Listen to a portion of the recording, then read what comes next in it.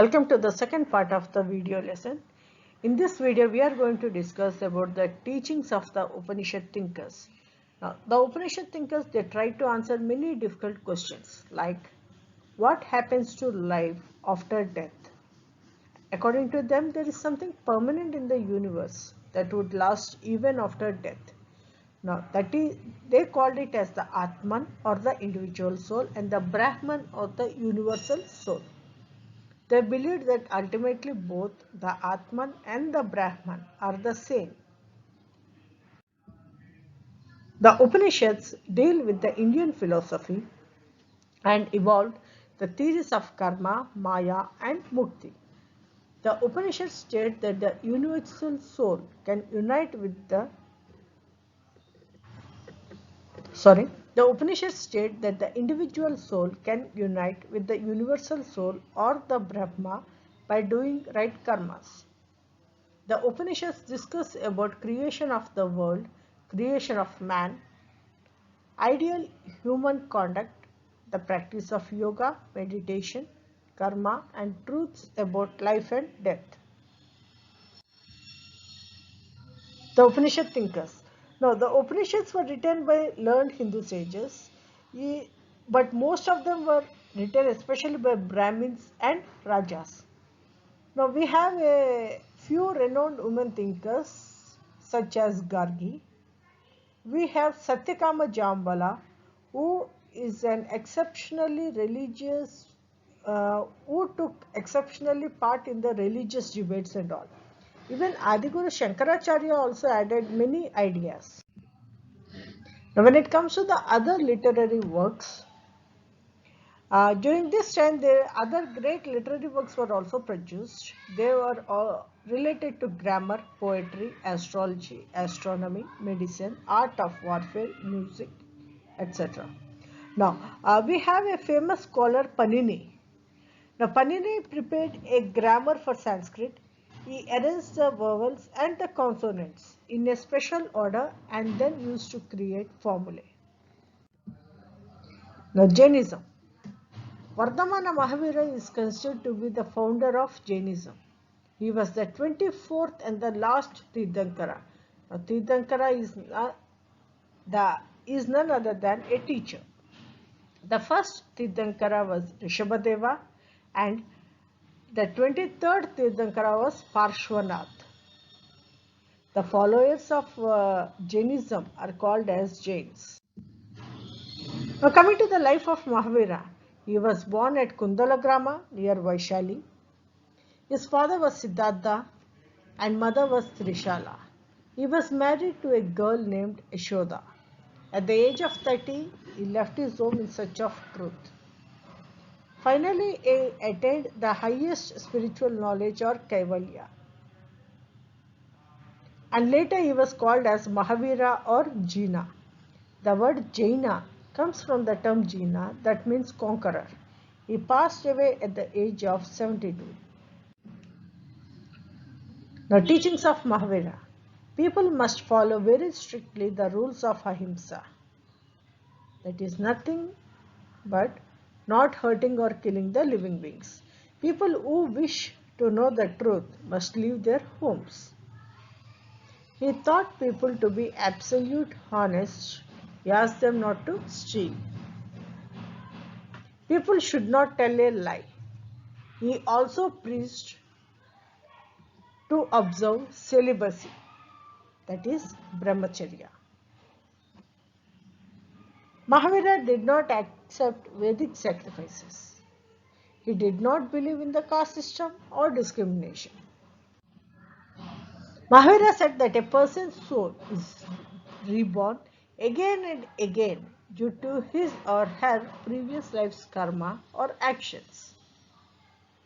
Moksha, that is freedom from the cycle of birth and rebirth, is the ultimate goal of a person's life.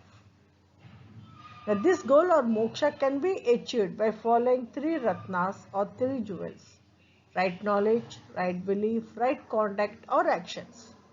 Mahavira and his followers used Prakrit language so that the ordinary people could easily understand the teachings. Evaluation. Most of the people, especially the farmers, found it difficult to follow the strict rules of Jainism. Why? Because they had to kill insects to protect their crops. But Jainism became popular. It was supported mainly by traders. It was spread to several parts of North India, Tamil Nadu, Gujarat, and Karnataka. Buddhism. About 2500 years ago, a new religion called Buddhism was founded in India by Gautam Buddha. Buddha was a contemporary of Lord Mahavira. He did not adopt the strict rules but followed a middle path which made the new religion more popular among the people. Life of Buddha. The real name of Buddha was Siddhartha Gautama. He was born in 563 BC in the forest of Lumbini near Kapilavastu in the foothills of Nepal. Now, his father was Sudodana and mother was Mahamaya. Mahamaya passed away when Siddhartha was just 7 days old. At the age of 19, Siddhartha married a beautiful princess named Yashodhara. When he was 29, he left the comforts of his home in the search of the highest spiritual knowledge. Siddhartha attained enlightenment while meditating at Bodh Gaya in Bihar. He delivered his first preachings at Sarnath near Varanasi in Uttar Pradesh.